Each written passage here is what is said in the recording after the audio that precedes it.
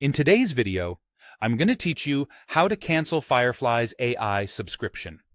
If you've decided Fireflies AI isn't the right fit anymore, or you simply want to end a trial before it converts, I'll walk you through the exact screens to click and what to expect afterward, so there are no surprises. Start by opening the Fireflies.ai web app in your browser and logging into your account. You'll need to be signed in to access your subscription details. Once you're in, look for the Settings option, typically found in the sidebar or under your Profile menu. Click Settings to open your account controls. Inside Settings, select Account Settings.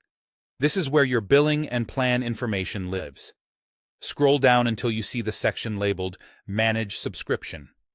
This area summarizes your current plan and provides the controls to make changes. When you're ready, click Cancel Subscription. If you're currently on a free trial, you'll see an option to cancel trial instead. Choose that. Both options take you to the same confirmation flow, but the wording reflects whether you're paying already or still in the trial period.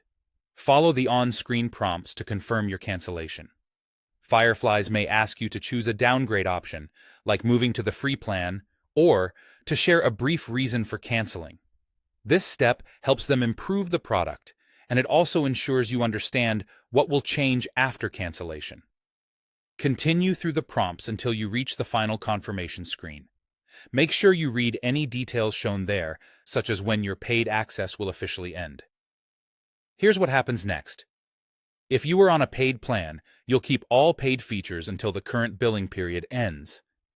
That means your access doesn't stop immediately.